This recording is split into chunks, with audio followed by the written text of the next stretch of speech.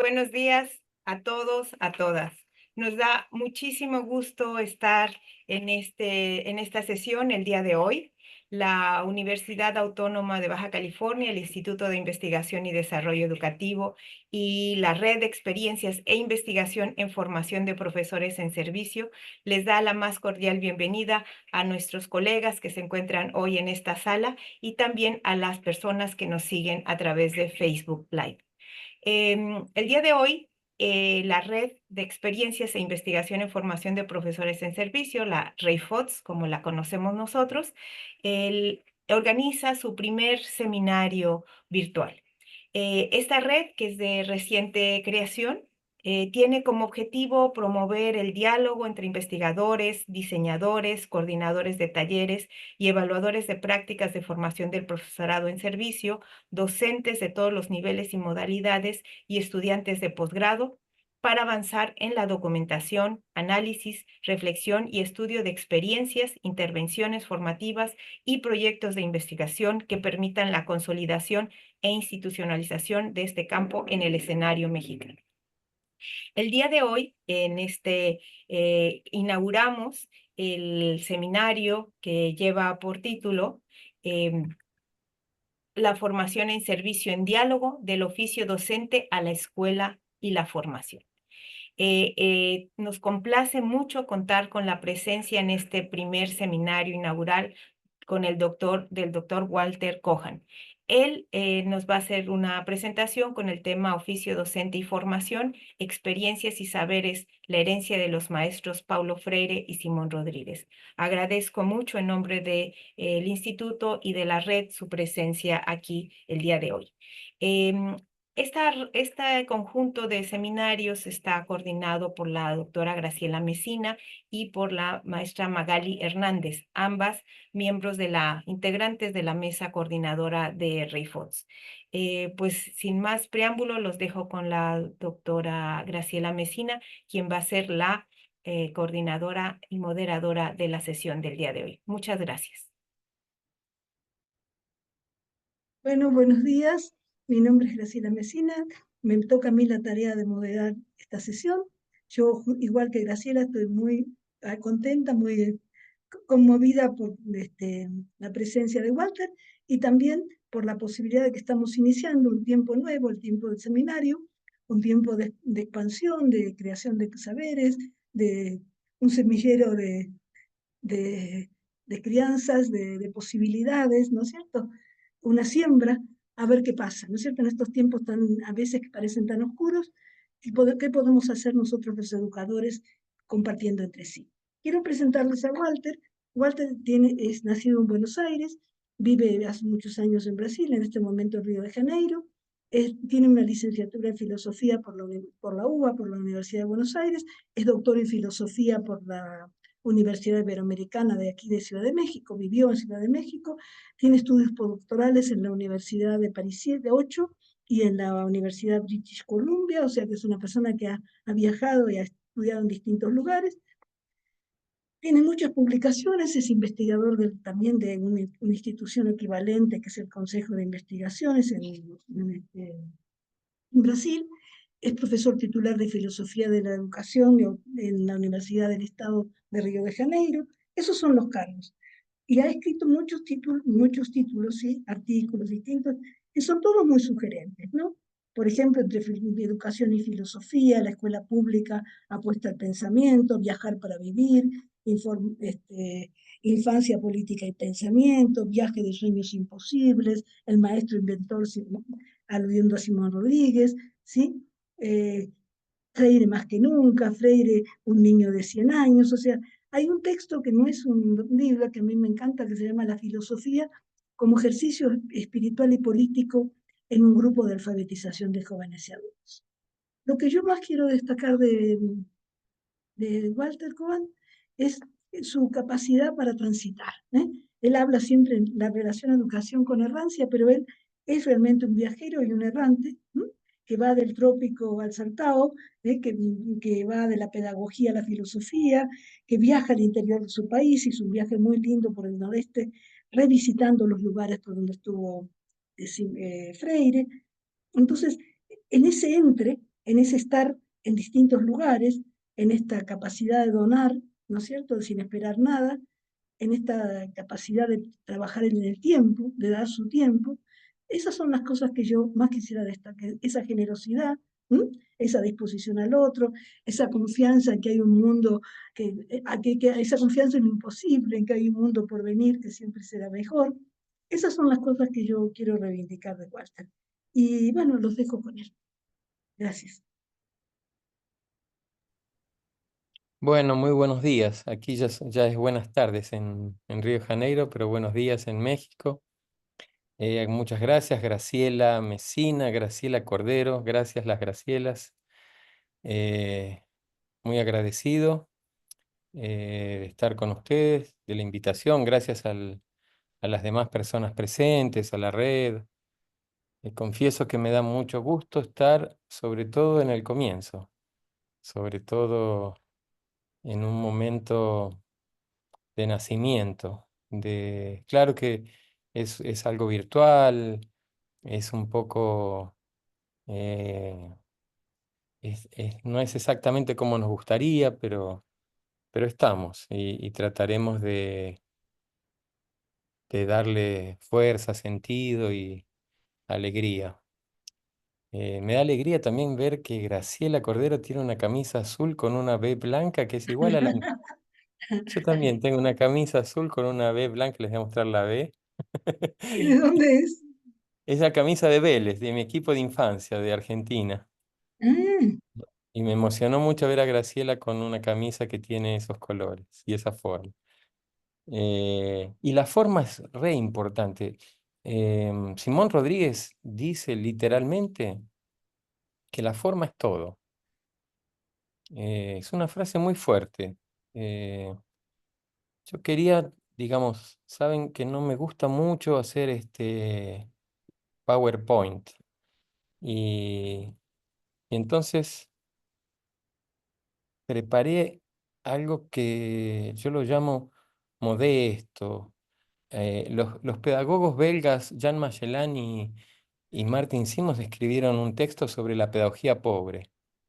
Y es un texto que me atrae mucho en el sentido de que a veces uno piensa que en cuanto pedagogo o educador tiene que ir con muchas cosas y, y a veces, o generalmente, o casi siempre, es necesario llevar mucho menos de lo que traemos o de la atención que precisamos poner. Entonces, como la forma es todo, o casi todo, yo quiero que presten mucha atención a la forma de lo que hacemos y trataré de que la forma sea también un contenido igual o más importante que lo que digamos, que el contenido de lo que digamos. Entonces, cuidando la forma, siéntanse a gusto para en cualquier momento observar algo, mencionar algo, hacer una pregunta. Eh, yo no quisiera que sea un momento tan monológico. Sé que hay un tiempo, que habrá un tiempo para preguntas, pero también si hacemos que las preguntas invadan el primer tiempo, no está nada mal, porque haremos algo más conversacional y más sintónico con el tipo de educación que yo creo que nos inspiran a pensar tanto Simón Rodríguez como Paulo Freire. Entonces esa es una de las cosas que quería decirles, una de las frases en las que en realidad me voy a, voy a, voy más bien a como a desplegar una o dos ideas, o tal vez una idea de cada uno de nuestros interlocutores. Una idea tal vez de Simón Rodríguez y una idea de Pablo Freire, también porque yo creo que estamos en un momento en que las cantidades son dominantes y son avallazadoras. Y lo mismo que decíamos antes de la pedagogía pobre, a mí me gustan los encuentros o las prácticas minimalistas, modestas, en las que conseguimos, por ejemplo, pensar una idea. Si en el día de hoy consiguiéramos pensar una idea, yo me iría muy feliz y me sentiría que el encuentro ha valido la pena. Y hablando de una idea y de un primer encuentro, yo les quiero, la frase que les voy a decir que les he tomado de Pablo Freire es extraordinaria y estoy seguro que les va a encantar y hasta me animaría a decir que tal vez no la conozcan, porque ustedes saben que Pablo Freire es de esos maestros que hay 850 millones de frases por todos lados, ¿verdad? La educación no transforma el mundo, pero transforma a las personas que transforman. Nadie enseña a nadie, en fin, millones de frases hechas que repetimos y que encontramos ya fuera de contexto, fuera de sentido, y que cada vez quieren decir menos, de tan repetidas y de tan usuales. Pero hay una frase que yo encontré en Pablo Freire, la encontré hace un tiempo, eh, que es encantadora y que no es una frase que se le suele dar atención. No la he visto ni citada o comentada, em, porque Pablo Freire es muy propicio para los eslogan, para hablar de cosas grandes, como democracia, como diálogo, como revolución, como transformación, como conciencia, esas palabras con mayúscula. Pero Pablo Freire no es tan atractivo, o no ha sido tan atractivo para hablar de cosas menores o pequeñas, como la infancia. Eh, la infancia es algo que de hecho Pablo Freire nunca se ocupó, digamos así, de la educación infantil, de la educación de las personas de pocos años, de las personas de poca edad, pero tenía una extraordinaria relación con la infancia, no como una edad, sino como un tiempo. Tanto que entre los muchos premios que Pablo Freire recibió, uno de ellos en Italia, en una biblioteca en la localidad de Ponzaco, en la Toscana, cuando tenía 67 años, vean, 67 años, recibió el premio de Bambino Permanente, niño permanente. O sea que Pablo Freire, a una edad para nada infantil, 67 años, era visto como permaneciendo en la infancia. Y tal vez por eso, tal vez porque estamos en la infancia del seminario, estamos comenzando, y, y yo quisiera invitarlos a permanecer en la infancia. Tal vez por eso, no como edad, no como número de años, sino como tiempo. Tal vez por eso esta frase que les digo de Pablo Freire puede ayudarnos a dar una inspiración o un cierto tono, un cierto espíritu, un cierto camino. Eh, es de hecho una frase que está en un libro de Pablo Freire tampoco muy leído. Creo que no, ni siquiera está traducido al castellano. Yo he visto ahora, tuve la suerte de estar en México hace 2 o 3 semanas en Durango, en el CONICEN, y tuve la suerte también buscada, porque lo pedí, de que me dieran un ejemplar de esas obras completas maravillosas que la Secretaría de Educación Pública ha imprimido 240.000 ejemplares para todas las escuelas públicas de México. Extraordinaria, las obras completas de Pablo Freire en todas las escuelas mexicanas. Eso no sucede en ningún otro país del mundo, mucho menos en Brasil. Pablo Freire ha tenido que superar una política antagónica con el gobierno casi dictatorial de Bolsonaro. Pero de todas maneras, Pablo Freire nunca ha entrado aquí en planes nacionales del libro, biblioteca, como en México. Saludo y agradezco y felicito a la educación pública mexicana, que ha tenido esa extraordinaria iniciativa de imprimir 240.000 ejemplares de todas las obras de Pablo Freire, que están en 18 volúmenes en castellano. Claro que esta frase que yo les voy a contar no está en esos 18 volúmenes. Yo creo que el libro no está traducido al castellano. Es un libro que Pablo Freire, saben que Pablo Freire tiene 2 o 3 tipos de libros. Tiene los libros que se llaman monográficos, las pedagogías, pedagogía del oprimido, pedagogía de la autonomía, pedagogía de la esperanza, pedagogía... Algunas que él escribió y otras que publicaron después que él murió con ese título, sobre todo la segunda mujer, Anita Freire, como por ejemplo Pedagogía de la Solidaridad o Pedagogía de la Tolerancia. Tiene esos libros que son, digamos así, monográficos, La educación como práctica de la libertad, y después tiene libros que se podrían llamar libros hablados, que Paulo Freire tenía conversaciones con otros educadores, y entre ellos uno de esos libros, por ejemplo, Por una pedagogía de la pregunta, que está entre esos 18 volúmenes, con un educador chileno, Antonio Faúndez, extraordinario también, que eran diálogos que Paulo Freire tenía y después se transcribían y se componían en forma de libro. Bueno, esta frase que les voy a decir, que espero que quieran escuchar y que ya estén curiosas y curiosas por conocer esa frase. Esta frase está en un libro que tiene un título extraordinario, muy poético. El libro se llama El camino se hace caminando, un poco como el poema de Antonio Machado. Es un libro de los libros hablados con el educador norteamericano Miles Horton. Es un educador popular, localizado en Highlander, un educador extraordinario, extraordinario. Pablo Freire fue a visitarlo en los años 90 y tuvieron una conversación que se publicó en inglés, tiene el título We Make the Road by Walking, y después en portugués. Yo no la he visto en castellano, tal vez no esté publicada. Es un libro extraordinario porque camino, si ustedes piensan, es la traducción castellana de la palabra griega métodos. Métodos en griego significa camino.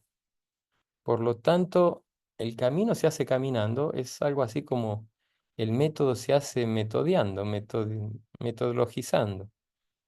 Eh, y Pablo Freire dice cosas bien interesantes, porque de hecho para Pablo Freire el método nunca está antes de caminar, o sea, es el camino mismo que va dando el sentido es al caminar, ¿no? Como decía Machado, caminante no hay camino, se hace camino al andar. Y es un libro extraordinario, eh, lo recomiendo mucho. Y ahí hay una frase maravillosa que Paulo Freire le dice a Miles Horton, que es la que quiero que, que dé un poco el sentido de la forma, del tono de nuestra conversación, porque también hace honor a la posición que estamos en el seminario. Y yo les decía, creo que es una frase tal vez que no ha sido muy comentada, muy citada, en parte porque tiene que ver con la infancia. Y yo les decía que ha habido tradicionalmente un- una asociación de Pablo Freire con la educación de jóvenes y adultos, con la educación popular, campesina, que de hecho todas áreas en las que Pablo Freire se dedicó con mucho entusiasmo, pero no tanto en relación con la infancia. Y entonces ya, yo creo que ya ustedes deben querer que yo les diga la frase, que es una frase cortita. Graciela dice que las dos Gracielas dicen que sí. No sé las otras personas que están sin cámara. Juan Galvez también. A ver, necesitamos más gente que diga que sí, porque somos como, a ver, aquí somos como 30. Y por ahora veo solo 3 o 4 que quieren saber la frase. Claudia también, Aguirre, Carlos, Porras también, Tiburcio, Ellen Oviedo, Jennifer García. Bueno, me parece que ya va tomando color. ¿Ustedes están preparadas? ¿Tienen así, van a tomar nota? Bueno, es una frase, se las voy a poner, se las voy a escribir, porque se las voy a mostrar para que después alguien va a decir que no hice PowerPoint, entonces hice un PowerPoint solo con esta frase. Y se las voy a poner como para que la puedan disfrutar. A ver si me sale el compartir aquí. Y mientras generamos un poquito más de misterio sobre la frase, que es maravillosa. Compartir aquí, ya viene enseguidita. Muy bien, comparto la frase y se develó el misterio. Está en portugués y dice así en castellano. Yo estoy siempre en el comienzo, como vos. Paulo Freire, a Miles Horton. Yo estoy siempre en el comienzo, como vos. Es una frase extraordinaria y dicha por un educador de jóvenes y adultos. Y yo creo que es una frase que muy inspiradora, extraordinaria, muy inspiradora. Les voy a pasar ahora un minuto de Paulo Freire, un minuto de un video de Paulo Freire. Está también en portugués, no se preocupen que yo se las voy a traducir. Em, pero quiero también que sientan un poquito de la voz de Paulo Freire y, y después comentamos un poquito qué puede querer decir yo estoy siempre en el comienzo. Y por otro lado es como como les decía antes, a mí me encanta estar en el comienzo del seminario y, y ojalá cuidemos del comienzo para poder estar siempre en el comienzo, como Paulo Freire. Todavía no sabemos bien qué quiere decir, pero Paulo Freire era alguien que cuidaba mucho de las palabras, alguien que le daba un sentido muy profundo a las palabras. Y quisiera que me ayuden a pensar qué puede querer decir un educador al decir que está siempre en el comienzo. ¿Qué puede querer decir como inspiración para la educación de las personas de todas las edades la importancia de habitar el comienzo? Yo les voy a hacer compartir este video, que es un video de una entrevista que le han hecho a Paulo Freire cuando volvió del exilio en la radio de la Universidad de Campinas, mientras Carlos dice que está siempre dispuesto a aprender, abordando la experiencia con curiosidad. Buenísimo, Carlos. Vamos a anotarlo, porque ojalá que pueda ayudarnos a pensar muchas cosas. Muchas gracias.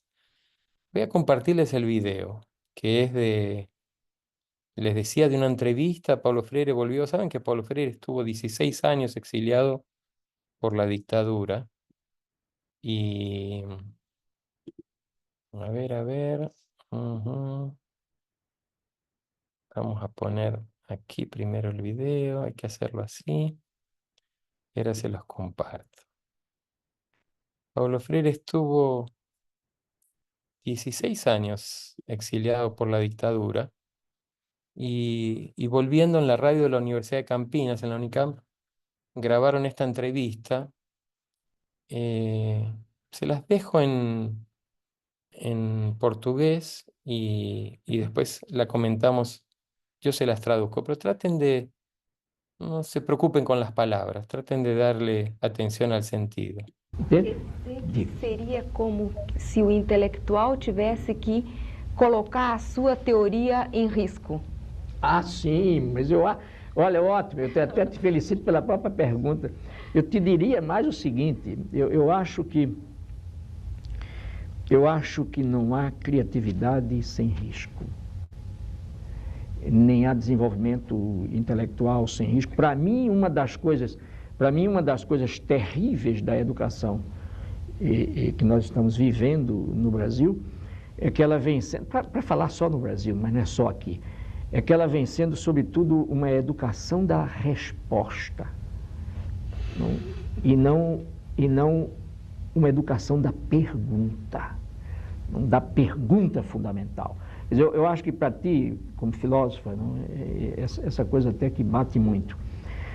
A impressão que eu tenho é que, de modo geral, nós estamos entrando nas salas com respostas cujas perguntas fundamentais se perderam no tempo. E a gente nem sabe quais foram elas. E a gente chega e dá a resposta ao educando e ele diz, puxa, eu nem perguntei. Entende? Então, essa educação, essa ação da resposta castra a curiosidade necessária do educando, que teria que se expressar na pergunta. Vean qué bonito. Paulo Freire diciendo, no hay creatividad sin riesgo. Para mí, uno de los problemas fundamentales de la educación en Brasil, para hablar solo de Brasil, pero no es solo en Brasil, dice, es que ella viene siendo una educación de la respuesta y no una educación de la pregunta fundamental. Y agrega, mi impresión es que entramos en los salones de clase con respuestas cuyas preguntas se perdieron en el tiempo. Nosotros damos la respuesta y nuestros estudiantes dicen, pucha, pero si yo ni pregunté. Y agrega, esa acción de la respuesta castra la necesaria curiosidad del educando que debería expresarse en la pregunta. Entonces vean qué bonito y vean, no sé si ya veo en el chat que tal vez ya estén haciendo conexiones entre una cosa y otra. Y recuerden la forma y cómo es importante y cómo me da gusto que escriban en el chat y que podamos, en cierto modo, conversar y no hablar monológicamente. Melissa dice que lo interpreto como que no importa cuánto avances, siempre estarás al inicio del conocimiento de la curiosidad. Y Karina dice que es imprescindible conservar la capacidad de asombro. Y son cosas muy significativas, estas que están diciendo, que han escrito Karina y Melissa, porque de hecho, vean lo que ha dicho Paulo Freire. Se trata de una pedagogía de la pregunta y no de la respuesta. La pregunta es el comienzo. La pregunta, comenzamos a pensar cuando tenemos una pregunta. Y la respuesta es el final, ¿verdad? O sea, cuando alguien da una respuesta es como si terminara el camino que la pregunta comienza.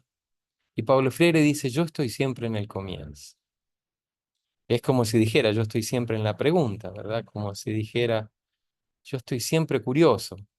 Como decía ahora Carlos también, abordando la experiencia con curiosidad, como decía Melissa, al inicio del conocimiento de la curiosidad.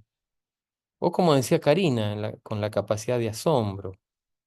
Juan dice, importante el diálogo y partir del interés del aprender. Es lo que estamos tratando de hacer, Juan. Estamos, de hecho, tratando de cuidar la forma y el contenido. Que la forma sea un contenido también perceptible. Porque la forma siempre es contenido, pero no siempre le damos atención. Y entonces vean Paulo Freire cuando dice, bueno, cuando el docente piensa que tiene que responder, cuando el docente piensa que tiene que afirmar una pedagogía de la respuesta, es como si él se pusiera en el fin del camino, como si pusiera como un término. Y entonces el riesgo de ponerse como fin es justamente cancelar o apagar. Él dice castrar, literalmente, la curiosidad del inicio. Entonces vean cómo el comienzo, que es también la infancia, ¿verdad? Como una fuerza, como un tiempo, no como una edad. Hay un poeta mozambicano, Mia Couto, que escribió algo muy bonito sobre la infancia en un libro que se llama Y si Obama fuese africano, que dice así, dice, la infancia no es una edad, la infancia es el tiempo en que aprendemos el sentimiento del tiempo. Y agrega, la infancia es cuando no es demasiado tarde. La infancia es cuando no es demasiado tarde. Y vean Paulo Freire, estoy siempre en el comienzo. Yo he escrito en uno de esos libros que mencionaba Graciela, que Paulo Freire se dedicó, aunque parezca para algunos una contradicción, Paulo Freire se dedicó a la educación de jóvenes y adultos por su extraordinario compromiso con la infancia.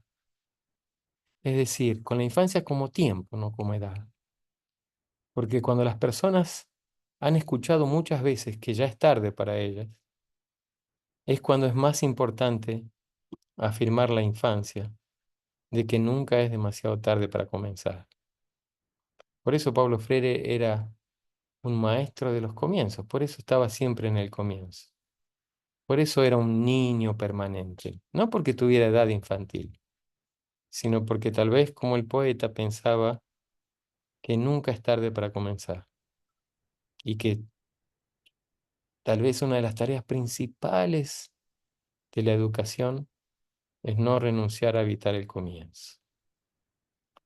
Andrea dice en el chat, con lo que menciona de pregunta, respuestas, se acostumbró a seguir un plan educativo, pero como mencionan mis compañeros, ¿qué hay de la curiosidad? ¿Qué más pasó? ¿Qué hubiera pasado si las cosas hubieran sido diferentes?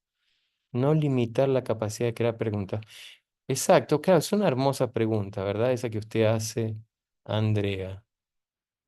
¿Qué hubiera pasado si las cosas hubieran sido diferentes? ¿Qué hubiera pasado si hubiéramos escuchado esa pregunta? ¿Qué hubiera pasado si hubiéramos dado atención a lo que una pregunta nos proponía comenzar? Angélica dice, algo que nos decían en la licenciatura es que la curiosidad que sentían los niños hacia el mundo que los rodea era lo que los hacía aprender más rápido. Que decirles que dejen de molestar con las preguntas que hacían era como si iba acabando con su curiosidad y ganas de aprender. Es buenísimo eso, es buenísimo ese ejemplo, Angelita, porque eso es muchas veces lo que pasa. Por ejemplo, nosotros como maestros muchas veces podemos decir, las preguntas son muy importantes, las preguntas son importantísimas. Podemos decir eso 50 veces, pero si cuando un estudiante nos hace una pregunta, nosotros decimos, no, esa pregunta ahora no hay tiempo, o esa pregunta la vemos en otro momento, o esa pregunta no es pertinente, o esa pregunta no es importante, ¿qué va a aprender nuestro estudiante? ¿Lo que decimos de las preguntas o el modo en el que tratamos sus preguntas? Vean cómo nos aparece de nuevo la forma, la cuestión de la coherencia, para decirla más teóricamente, con palabras más fuertes. La coherencia entre lo que decimos y lo que hacemos, entre lo que pensamos y cómo vivimos lo que pensamos. Paulo Freire era alguien que estaba muy preocupado por esa cuestión de la relación entre la teoría y la práctica, o entre las palabras y las cosas, o entre los pensamientos y las acciones. Melissa dice que nunca es demasiado tarde. Estás en la infancia, Melissa, entonces. Sos un habitante del mundo de las preguntas y de la infancia, lo cual me da mucha alegría. Porque yo creo que la infancia es una condición para la educación. La infancia no es lo que educamos, no es la etapa de la vida que educamos, sí es más bien una condición para educar, es lo que necesitamos escuchar para educar. Es como dice Melissa, si un educador piensa que ya es demasiado tarde, está muy viejo. No importa que tenga 20 o 30 años. Está viejo no de edad, sino viejo de cansancio, o viejo de renuncia, de abandono, de desinterés, que es un poco, infelizmente, lo que padecemos los que trabajamos en la educación pública en nuestros países. Por eso que ese grito de Melissa, nunca es demasiado tarde, lo celebro.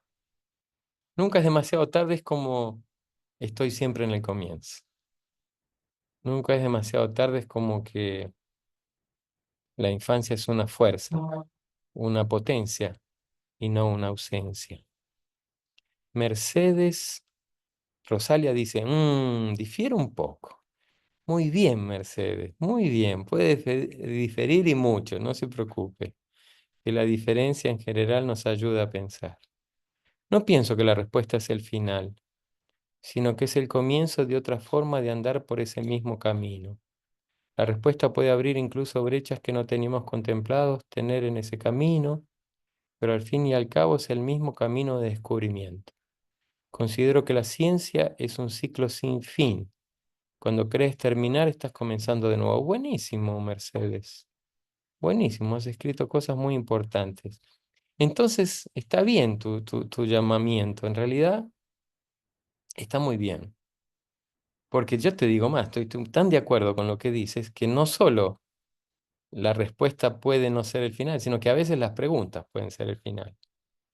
A veces, de hecho, preguntamos para juzgar, para disciplinar y no para saber, porque no sabemos. A veces preguntamos para controlar si los otros saben lo que sabemos o lo que pretendemos lo que queremos que sepan y no lo que nos gustaría pensar juntos. Entonces, y con las respuestas también, de modo que está bien lo que decís, es importante. O sea, no es tanto la pregunta o la respuesta, sino la relación con la pregunta y la respuesta. La pregunta simboliza el comienzo y la respuesta simboliza el final, pero podría una respuesta significar un comienzo, así como una pregunta podría significar un final. Entonces, es importante tu llamamiento, porque lo que se trata en una pedagogía de la pregunta no es tanto hacer preguntas o escuchar respuestas, sino qué relación afirmamos y propiciamos con las preguntas y con las respuestas. Si nos atrevemos a hacer de la respuesta un comienzo y no dejamos nunca que la pregunta sea un final. Andrea, como aprendí en traducción, el hubiera si existe es el imperfecto del subjuntivo. El hubiera si existe. El hubiera sí existe, perdón. Hay un tilde ahí. Es el imperfecto del subjuntivo. El hubiera sí existe es el imperfecto del subjuntivo. Bueno, aquí el imperfecto, el hubiera imperfecto del subjuntivo es como si nos trajera otros mundos, como si nos... El imperfecto del subjuntivo es buenísimo, porque no es indicativo. ¿Y por qué es el imperfecto? El imperfecto es un mundo real, porque no es el mundo perfecto, porque no es el mundo que habitamos. Y es interesante, porque tal vez nos trae la dimensión de los sueños y de la utopía y de las ideas. Después, Andrea, cuando puedas o cuando quieras, podés decir algo más, o ayudarnos a desplegar esa idea. ¿Qué querés decir con el imperfecto del subjuntivo? O más bien, ¿qué querés hacernos pensar con el imperfecto del subjuntivo? Bueno, miren, entonces podemos seguir un poquito, ¿verdad? Porque estamos en... ¿Cómo estamos de tiempo? Estamos al comienzo, ¿verdad? Entonces, eh, bueno, esto es quisiera que ustedes vivan un poco esto de la forma, es decir, que sigamos y no dejemos de habitar el comienzo.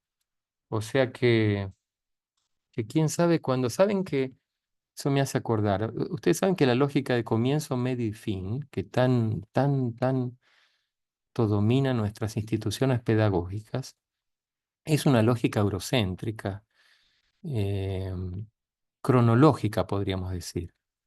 Los griegos los griegos antiguos tenían varias palabras para decir tiempo. Una es cronos, y definían cronos como el número del movimiento según el antes y el después. Número del movimiento según el antes y el después.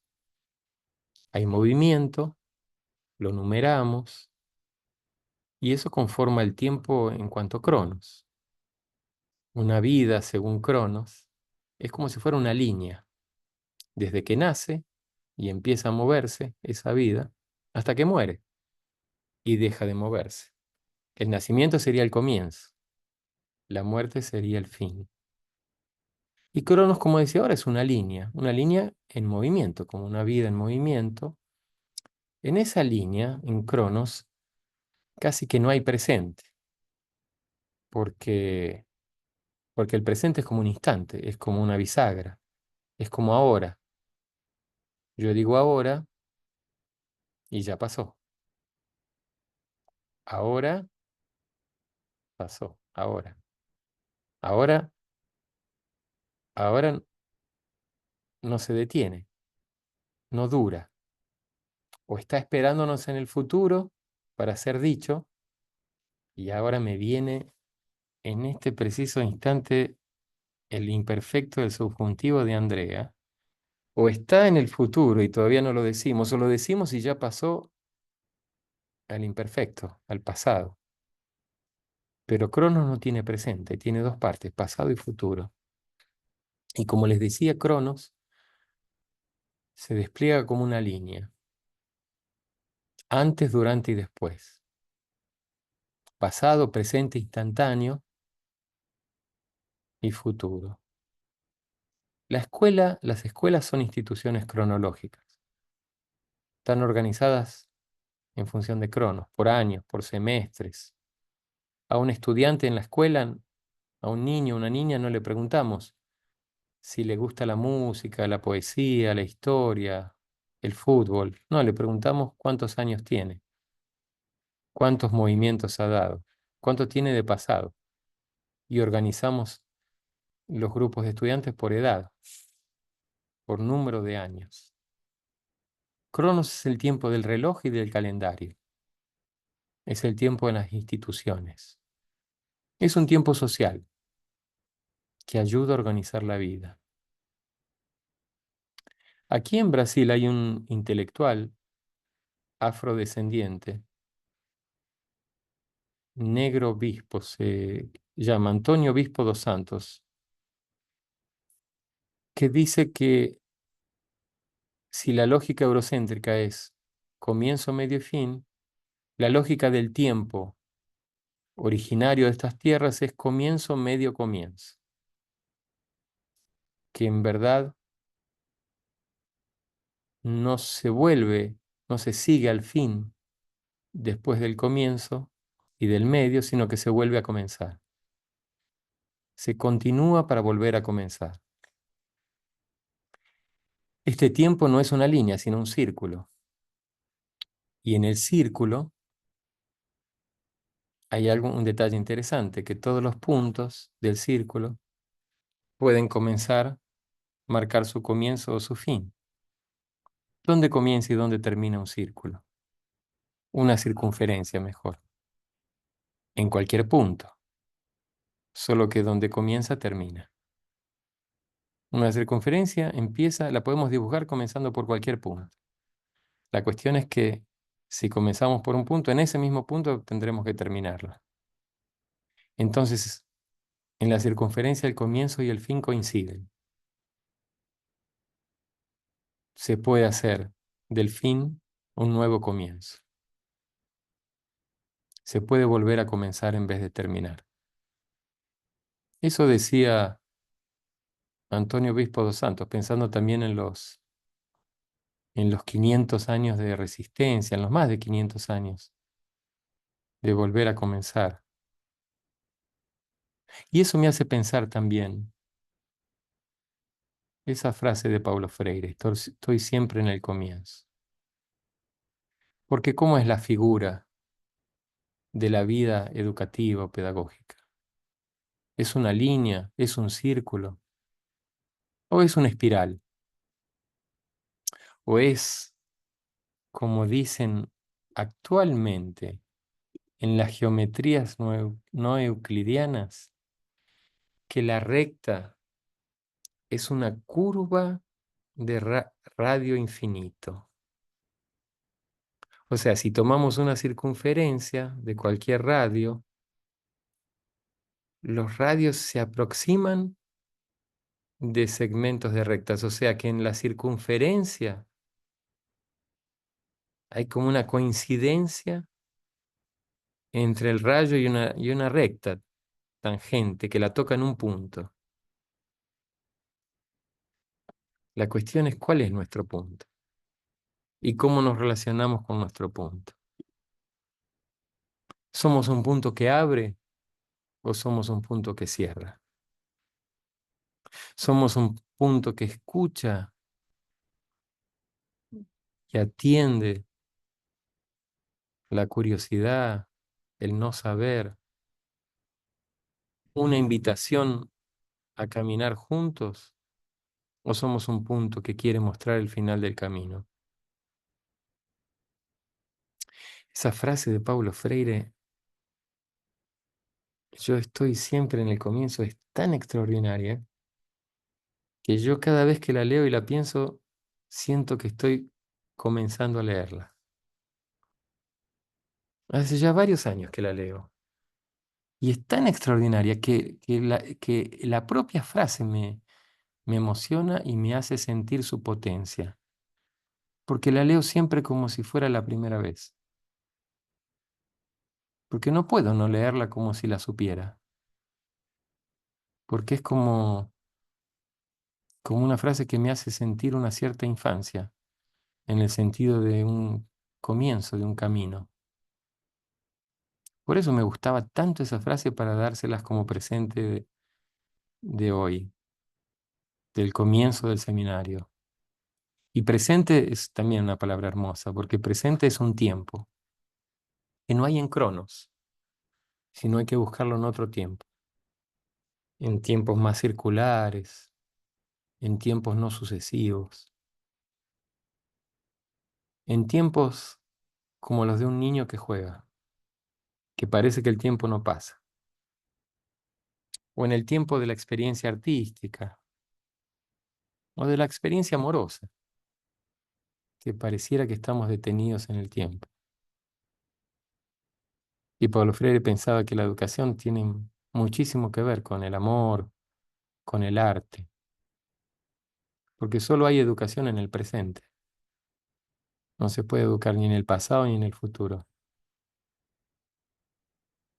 Así como tal vez solo haya educación cuando comenzamos, cuando habitamos el comienzo y cuando invitamos a otras personas a habitarlo. Y por eso escuchamos siempre una pregunta. Y por eso evitamos de desatender o clausurar una pregunta. Porque cada pregunta es un comienzo posible. Y todo mundo posible nació de una pregunta. Todo mundo posible comenzó con una pregunta que muchas veces parecía insólita o absurda y que quién sabe no era escuchada. ¿Qué querrá decir Pablo Freire cuando dice que estaba siempre en el comienzo? ¿Qué les dice eso a ustedes? ¿Qué les dice en relación con el seminario? ¿Ustedes quieren tener un seminario que esté siempre en el comienzo? ¿Ustedes quieren habitar siempre el seminario como si estuvieran comenzando a cada vez? ¿Qué significa comenzar? ¿Y cómo se comienza diferentemente cuando se comienza solo de cuando se comienza con otras y con otros? Y claro, también presencialmente, cómo se comienza diferente. ¿Qué querrá decir Paulo Freire? Estoy siempre en el comienzo. Y vean qué bonito también, porque le dice como vos, como tú. O sea que es una frase como alguien decía aquí, creo que era, a ver si encuentro no sé si fue mm, Carlos o Juan. Juan dijo, importante el diálogo y partir. En la frase está el diálogo al comienzo, porque es una frase que Pablo Freire, no, él podría haber dicho, yo estoy siempre en el comienzo y punto. Pero dice, yo estoy siempre en el comienzo como vos también. De educador a educador. Dos educadores populares que no se dedicaron ninguno de los dos a educar a la infancia. Pero pensaban que habitar infantilmente la educación es una condición para educar a las personas de todas las edades. ¿Cómo será un seminario que siempre está comenzando? ¿Qué les parece si terminamos, o termino por lo menos yo esta primera parte con una pregunta? ¿Será que terminaría comenzando? ¿Me dejan terminar comenzando?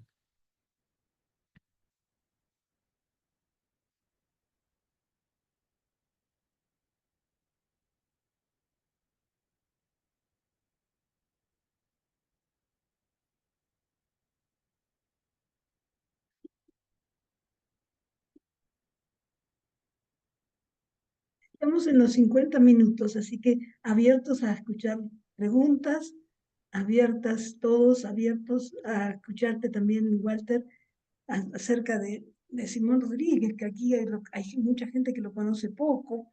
Haremos el Buenísimo, mismo ejercicio con algunas frases de Simón Rodríguez. buenísimo. O Sí, inventamos de claro. Dale, esa, tomamos esa, inventamos, berramos, buenísimo. Simón Rodríguez fue el maestro de Simón Bolívar. Bolívar llamaba a Simón Rodríguez el Sócrates de Caracas. Eh, un hombre extraordinario de fines del siglo XVIII y comienzos del XIX. Un errante también, como Paulo Freire. Errante a veces, los errantes tienen mala prensa. Se dice que un errante no sabe a dónde va, pero no es que un errante no sabe a dónde va. En verdad, un errante sabe que para viajar de verdad es necesario no anticipar el destino del viaje. O sea, hay una sola cosa que se puede saber, que no se sabe a dónde vamos a llegar. Porque si lo supiéramos, no viajamos. Apenas cumplimos una profecía. Imagínense entonces si la pedagogía es un viaje. Qué fuerza que le da a la pedagogía el viaje. Qué fuerza le da pensar el viaje pedagógico. Que Simón Rodríguez decía, cuando el maestro sabe a dónde tienen que llegar los estudiantes, no es un viaje. Es solamente cumplir un destino. El viaje pedagógico encuentra sentido cuando juntos, decía, maestros y estudiantes se ponen atentos a escuchar los sentidos del viaje.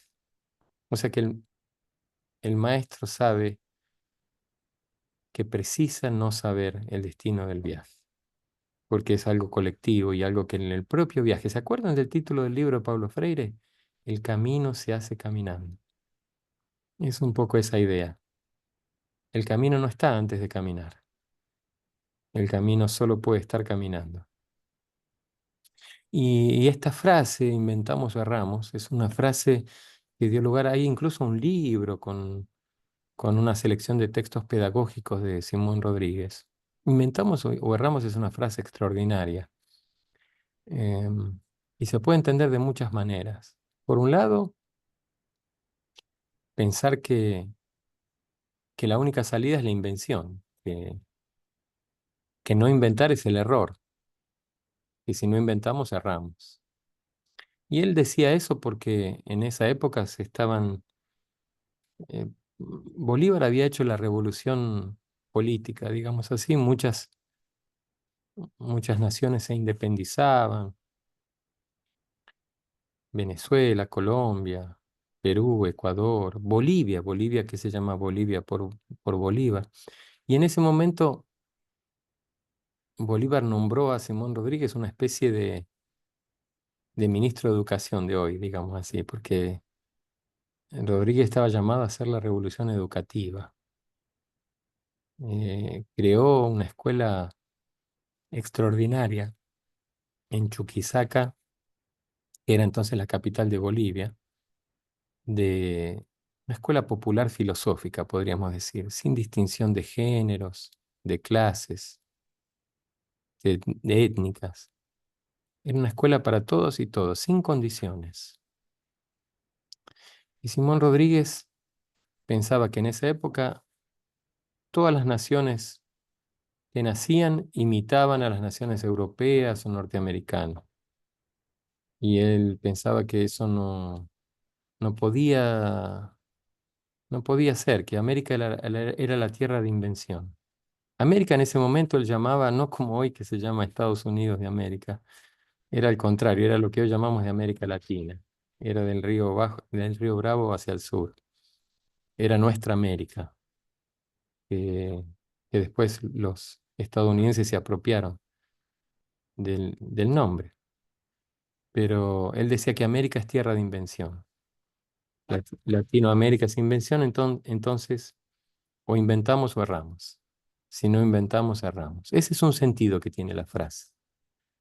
Pero la frase tiene varios sentidos, porque tanto inventar o invención como errar, como la errancia, tienen más de un sentido. Yo les decía ahora que el viaje pedagógico es un viaje errante. Y entonces el errar tiene que ver con el equívoco, con el error, pero tiene que ver también con la errancia, con el viaje. E inventar o invención es una palabra que viene de un verbo latino, inventare, inventus es el participio. Inventar quiere decir literalmente venir dentro. Ese invento, es dentro, ventus es el participio de venire, que significa venir, llegar. De modo que el invento es lo que llegó adentro. Y además de lo que es creado o de lo nuevo, que es ese sentido más común que tiene cotidianamente. Y Rodríguez era un maestro de la solidaridad, de la acogida, de la hospitalidad. De modo que la palabra inventar, invención, tenía para Rodríguez también ese sentido profundo de la hospitalidad, de abrir las puertas para que lleguen adentro, para que otros entren, para que no estén afuera. De modo que inventamos erramos, es una expresión hermosa, muy multisignificativa, que por un lado puede querer decir eso de que hay una oposición entre la invención y el error, que no inventar sería un error, que imitar es un error, que es preciso inventar para no errar, pero también con el sentido de que inventar en el sentido de la hospitalidad, de que la errancia, el errar en el sentido de la errancia es una forma de la hospitalidad. Es decir, ese inventamos o erramos puede marcar una oposición entre una cosa y otra. Si no inventamos, erramos, nos equivocamos, pero también podría marcar el errar de la errancia como una forma de la invención como hospitalidad. Es decir, errando, viajando errantemente, afirmamos una pedagogía hospitalaria. Y eso hacía Rodríguez, de hecho, que recorrió toda la América del Sur, haciendo escuelas, literalmente, escuelas hospitalarias, es decir, inventando una forma hospitalaria de habitar la educación. Bueno, Rodríguez era una figura extraordinaria, habría tantas cosas que decir. Rodríguez y Freire, hay incluso un libro de Adriana Puigros que se llama De Simón Rodríguez a Paulo Freire, sobre la pedagogía latinoamericana, mostrando como que habría una conexión o un hilo común. Y hay muchas cosas en común. Son dos maestros errantes, son dos maestros filósofos, dos maestros en cierto sentido socráticos. Freire era el Sócrates de Pernambuco, así como Rodríguez el Sócrates de Caracas. Son dos maestros que la pregunta tiene un rol esencial en el aprendizaje, en el pensamiento. Y quién sabe, eran dos maestros que estaban siempre en el comienzo.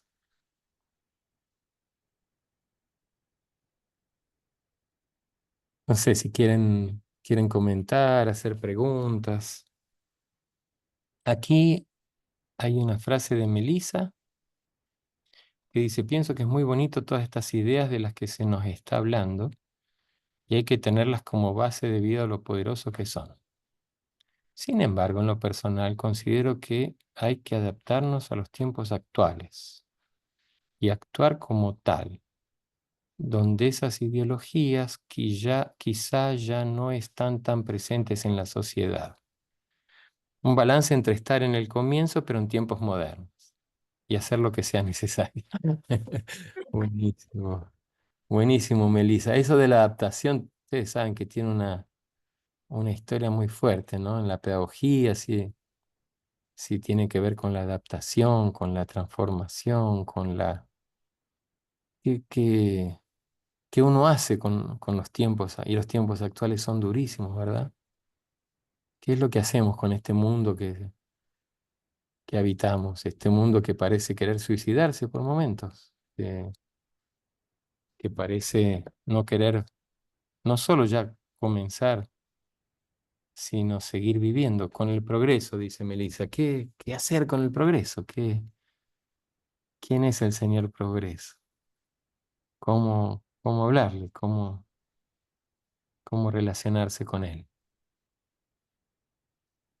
Gracias, Melissa. ¿Qué otras preguntas, comentarios, observaciones quieren hacer si tenemos todavía un poquito de tiempo? Tenemos. Estamos comenzando al final, entonces. Si estamos comenzando, tendremos siempre tiempo. Ese es un lado bueno de estar en el comienzo.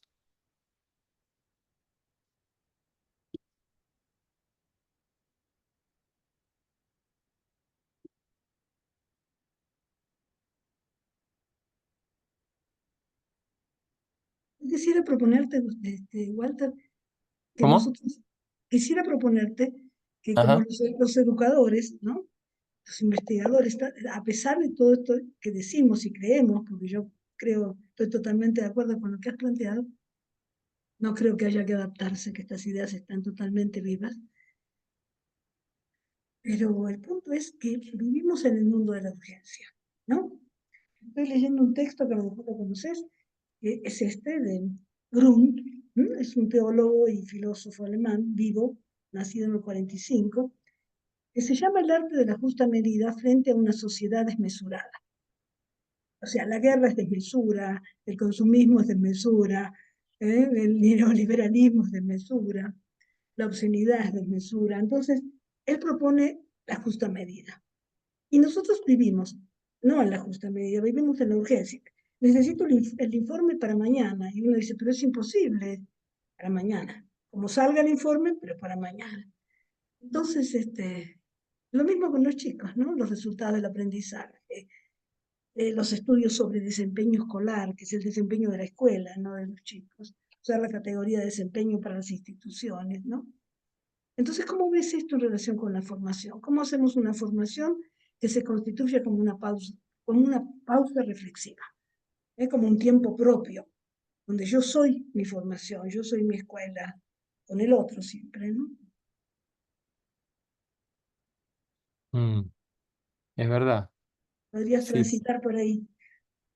sí, eso de yo soy mi escuela o mi formación es importante porque es como una no separación entre entre la vida y el pensamiento, entre la teoría y la práctica, entre, mm, entre lo que decimos, que pensamos y lo que pensamos cuando decimos. Es importante porque ahí hay como una escisión, hay como una tendencia, una fuerza, hay una dificultad en poder habitar lo que pensamos. O también, como decía Melissa ahora, claro, todo eso es muy lindo, pero yo llego a la escuela y tengo que cumplir un programa, tengo una exigencia, tengo una tendencia. eh, o entonces, el tiempo, ojalá el tiempo fuera circular, ojalá yo tuviera presente. pero yo siento que en la escuela cada vez más soy exigida a correr, a terminar, como vos decías, Graciela, a terminar de cualquier manera, la cuestión es terminar, o a mostrar el producto, a mostrar el resultado. Yo creo que la pedagogía que nos invitan a pensar Simón Rodríguez y Paulo Freire tienen un carácter eh, utópico y irrenunciable, tienen un carácter soñador, no conformista, yo diría. Son maestros irreverentes, son maestros en cierto modo insolentes, son maestros que no se acomodan, que no renuncian a, a pensar otro mundo, otra escuela. Entonces yo creo que eso también marca por lo menos una dimensión insoslayable y muy propia de la pedagogía latinoamericana, que tiene que ver con la irreverencia, con el carácter intempestivo de estos pensadores. Los dos, Pablo Freire y Simón Rodríguez, fueron figuras muy perseguidas, muy criticadas, muy atacadas en su tiempo. Son figuras que en cierto modo se alzan contra su tiempo, que protestan, son inconformistas, son rebeldes. eh, y eso, claro, eso nos hace pensar, ¿verdad? Cómo nos situamos nosotros en relación con nuestro tiempo y nuestras ideas. Em, Graciela, escribió Graciela Cordero, la que está tan elegantemente vestida. Dice, María Laguna en Facebook, si el maestro no sabe el destino del viaje, ¿cuál es el rol del maestro en ese viaje? Buenísimo, buenísimo, buenísimo. Y fíjate, María Laguna, que fíjate la pregunta, que interesante, porque es como que, entonces, si el maestro no sabe el destino del viaje, ¿qué va a hacer? Como si fuera la única posibilidad, ¿verdad? O sea, estamos tan habituados, tan acostumbrados a que el maestro tiene que decir, tiene que dar las respuestas y decir a dónde hay que llegar, que si el maestro no lo dice, parece que se vacía el viaje. Y al contrario, es cuando empieza el viaje.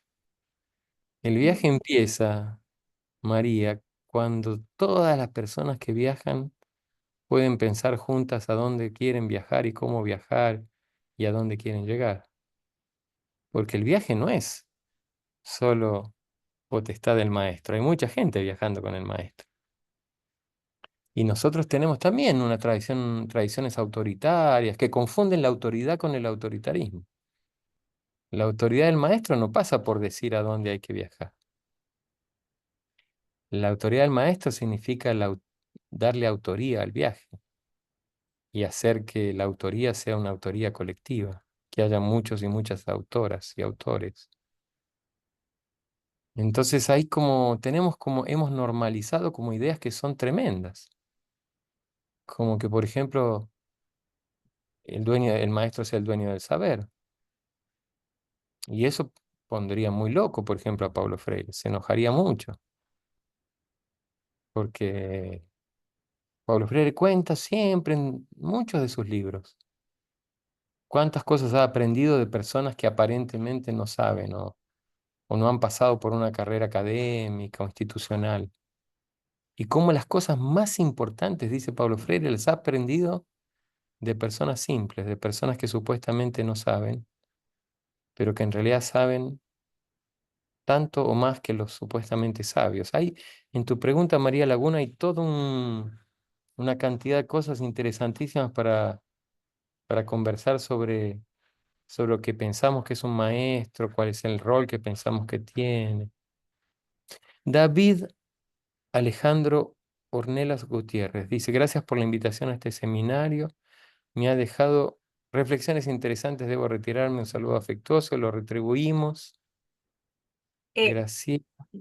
Walter, hay una comentario de Carla Ruiz arriba que no has visto, no lo alcanzaste a ver.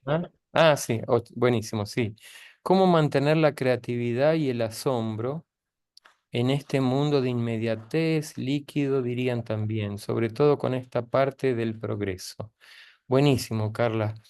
Eh, Buenísimo. Y sabes que en esta cuestión de la pedagogía, la pregunta también y la forma, recuerden que la forma es tan importante.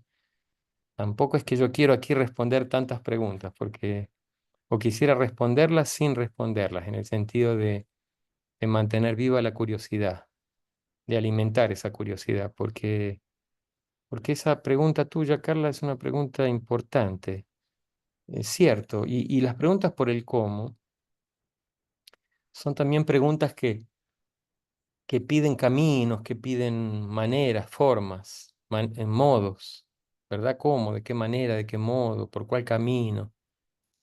Son preguntas urgentes, ¿verdad? Pero también son preguntas en cierto modo intransferibles, ¿verdad? Que dependen de muchos contextos, de situaciones, de historias, de modos culturales, de apropiaciones del saber. Entonces es una pregunta que hago mía, Carla, porque la pregunta muestra una dificultad también, ¿verdad? Muestra una...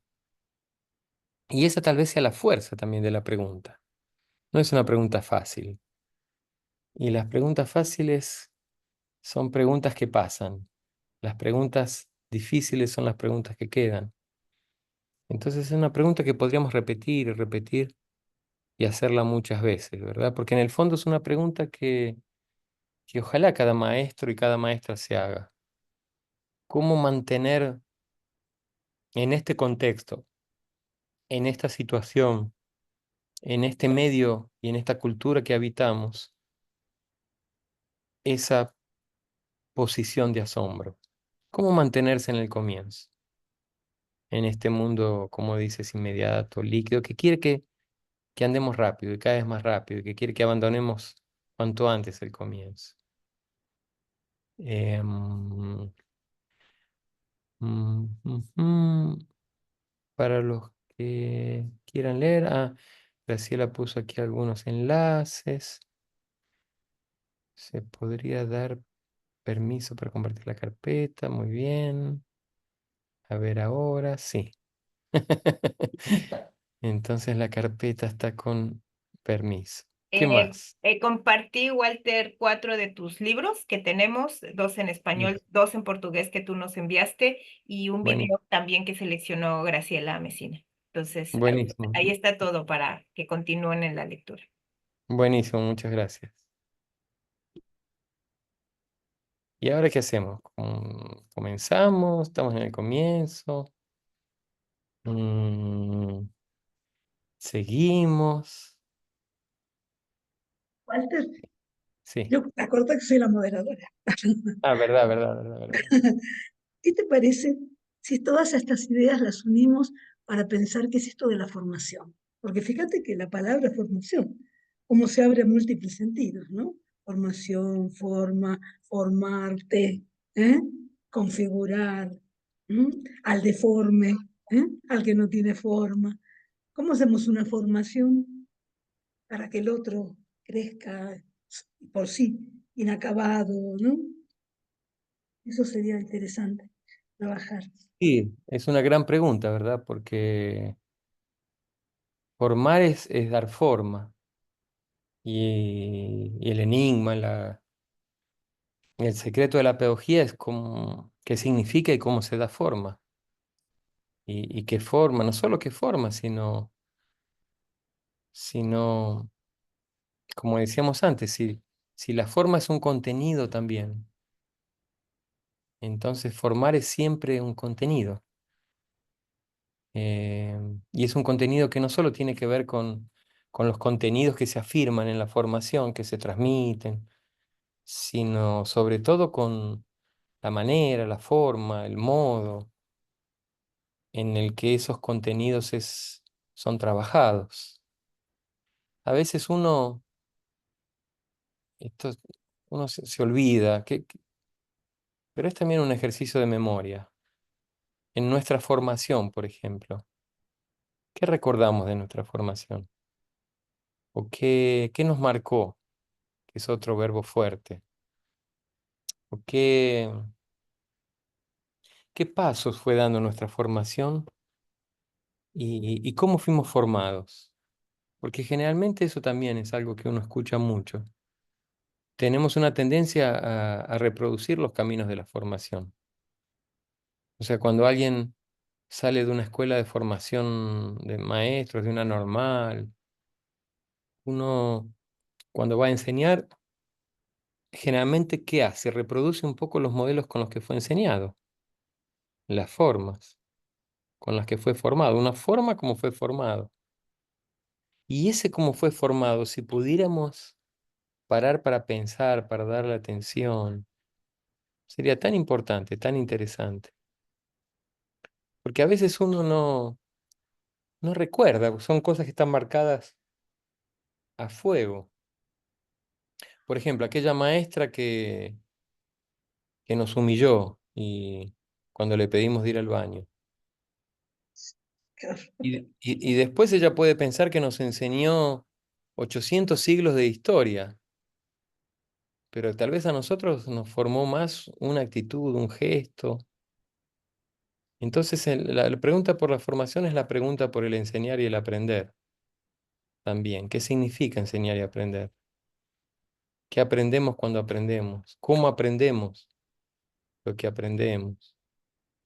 ¿Qué enseñamos cuando enseñamos? ¿Y cómo enseñamos cuando enseñamos? Cosas que son enigmas y son, felizmente, un maestro o una maestra nunca van a poder ni controlar lo que enseñan, ni controlar lo que los otros o las otras aprenden a partir de lo que enseñan. Y ahí es que yo creo que así las pedagogías como las de Simón Rodríguez y Paulo Freire se vuelven extraordinarias, porque muestran la potencia de ese proceso. Imagínate, por ejemplo, al habitarlo en el comienzo, o al habitarlo como un comienzo, y dejar por un lado la obsesión por el fin, por pretender determinar los caminos de los otros y los otros caminos. Entonces yo creo que a mí me gusta sugerir más que afirmar y me encantaría que ustedes vean este comienzo como un comienzo que les hace pensar, que les abre caminos, que les muestra algunas formas, que les ayuda a poner en cuestión o a preguntarse sobre algunas maneras y algunos modos, y que los invita a comenzar, o sea, a preguntarse, a afirmar la curiosidad, a cuidar de la curiosidad, a alimentarla, a darle atención, a, a confiar también en el poder y la potencia de preguntarnos juntos sobre el mundo que vivimos.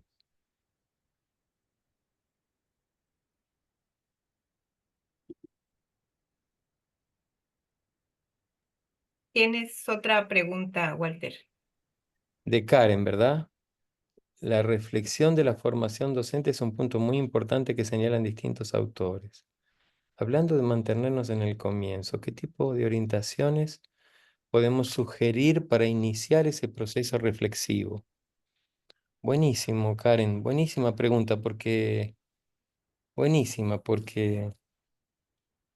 por un lado, porque hablas de un proceso reflexivo, por lo tanto, creo que la formación percibida como reflexión es ya una diferencia, o sea, es pensar la formación no tanto desde la lógica de la reproducción o de la lógica de la transmisión o de la lógica de la formatación, es otra palabra con forma, sino más bien del pensamiento.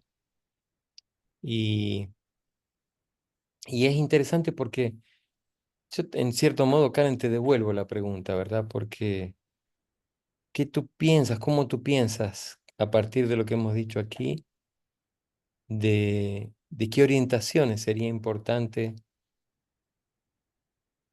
cuidar para mantenerse al inicio de un proceso reflexivo. Eso tiene mucho que ver con la pregunta, ¿verdad? Con una pedagogía de la pregunta. ¿En qué medida, por ejemplo, las preguntas nos ayudan a mantenernos al comienzo? ¿En qué medida evitar respuestas cerradas nos puede ayudar a mantener la reflexión en estado de atención y alerta? Podríamos hacer aquí un ejercicio. Yo no sé si les va a gustar, si ustedes van a querer, pero sería también una manera de atender a lo que Karen está preguntando. Ustedes vieron que muchas veces al final se pregunta, ¿qué hemos aprendido? O qué hemos pensado, o qué se puede decir como un outcome, un resultado, un producto de una experiencia pedagógica. Bueno, ¿qué tal ustedes aceptarían mostrar, primero si aprendieron algo, si pensaron algo, si encontraron una idea, un pensamiento en esta presentación, en este comienzo del seminario? ¿Y ustedes aceptarían la invitación de decir eso con la forma de una pregunta? O sea, que si nosotros pudiéramos terminar este seminario, ustedes mostrando lo que han pensado, lo que han aprendido, pero en la forma de una pregunta. Es decir, que cada uno, cada una pueda mostrar en este final del seminario, estamos terminando, un comienzo para seguir pensando, o un comienzo, como decía Karen, para pensar la reflexión, la formación como reflexión. ¿Cuál sería?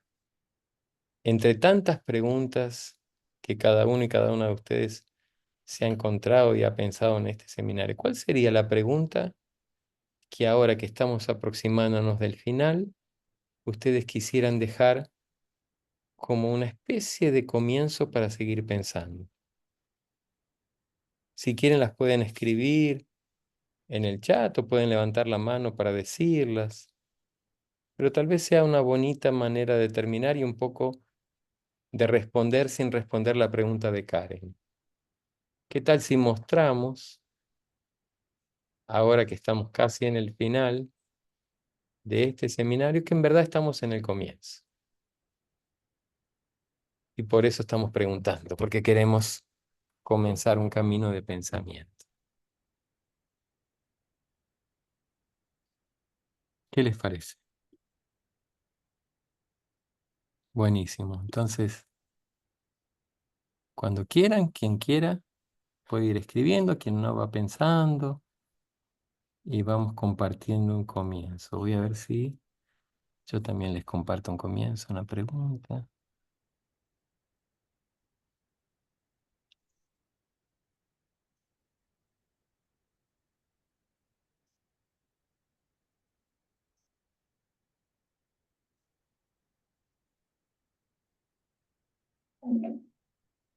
Ujú.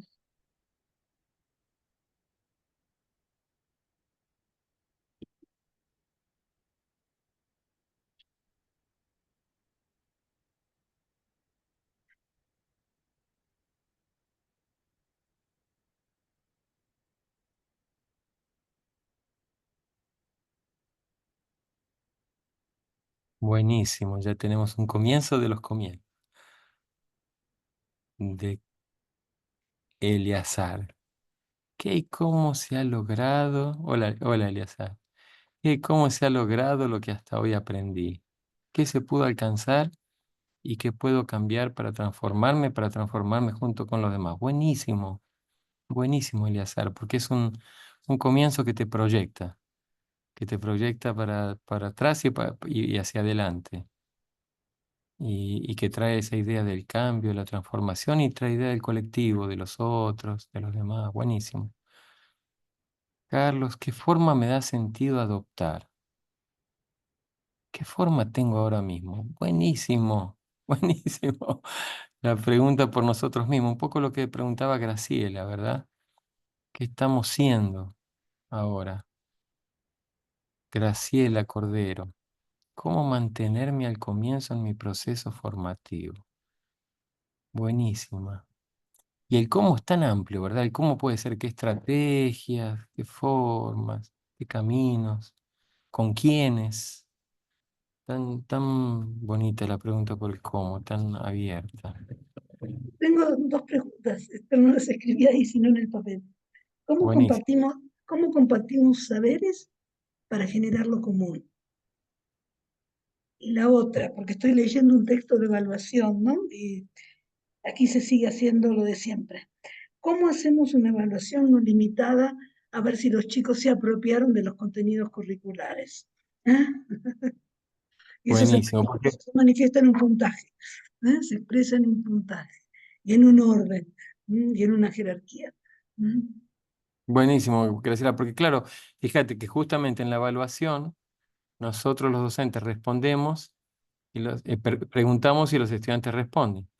O sea, nosotros, fíjate qué uso de la pregunta hacemos. Preguntamos no porque no sabemos, sino al contrario, para ver qué tanto saben y jerarquizarlos y estratificarlos y todo aquello. O sea, es tremendo. O sea, podría ser una evaluación en la que se pidan no respuestas, sino preguntas. Podría ser una evaluación en que las preguntas pregunten de verdad y no haciendo de cuenta que no saben cuando en realidad solo saben un único saber y quieren imponerlo a través de preguntas. Buenísimo. Carla dice, la evaluación responde muchas veces a una lógica de control y embrutecimiento, eso que decíamos ahora, exactamente. Desde la perspectiva de Freire y Rancière me pregunto, ¿cómo podemos desarrollar una evaluación que realmente promueva la igualdad y no reproduzca las jerarquías de saber? Algo que me quedo es cambiar ciertos conceptos, por ejemplo, en lugar de estudiantes, a compañeros de aprendizaje. Buenísimo, buenísimo. Es un poco muy próxima de la pregunta de Graciela, ¿verdad? Es decir, ¿cómo será posible una evaluación que invite a preguntar y no que obligue a responder? ¿Cómo sería una evaluación que invite a preguntar y no que obligue a responder embruteciendo, como dices en tu pregunta, Carla? Areli, ¿qué punto quieres ser en el comienzo? Buenísimo, buenísimo. ¿Qué punto queremos ser en el comienzo? Dice, Buenísimo. eh, Walter, va siendo hora de cerrar. Eh, Buenísimo. em, Puse ahí una pregunta. Muy bien, ¿Cómo sabemos que estamos estamos comenzando? comenzando. Graciela, ¿quieres tú cerrar, dar el primer Sí, cierre cómo para no, que yo cierre también después, por favor? cómo no. Bueno, queríamos entregarle una constancia a Coan, ¿no? No sé si tienen la constancia para que yo la lea o no la lea. ¿Tienen una constancia de Aquí está. comienzo? Sí, aquí está, Sí, mira, sí, sí, sí, sí. Bueno, estas cosas de la forma, ¿eh? Entonces dice, Universidad Autónoma de Baja California, Instituto de Investigación y Desarrollo Educativo y la Red de Experiencias e Investigación en Formación de Docentes en Servicio, RAIFOTS, otorgan la presente constancia al doctor Walter Cohen por haber impartido la conferencia Oficio Docente y Formación, Experiencias y Saberes, la herencia de los maestros, Paulo Freire y Simón Rodríguez, en el marco del seminario virtual Formación en Servicio en Diálogo, del oficio docente a la escuela y la formación. Siendo hoy este 22 de octubre del 2024, del 2024. Bueno, muchísimas gracias, Walter, muchísimas gracias. Yo les agradezco, Graciela, muchísimas gracias. Así que eh, te cedo la palabra, Graciela Cordero. muchas gracias. Bueno, no podría yo pensar en un mejor comienzo, Walter. Muchísimas gracias por hacernos pensar todo esto y porque nos planteas también preguntas importantes para nuestra red, ¿no? O sea, de dónde estamos ahora, hacia dónde caminamos y cómo hacer de esto, estas experiencias siempre un nuevo comienzo, ¿no? Porque hay tantas cosas que preguntarnos, que va a ser realmente una reflexión que nos va a acompañar ahora en el nacimiento del seminario por todo el camino, por todo el camino. Muchísimas gracias por tu participación.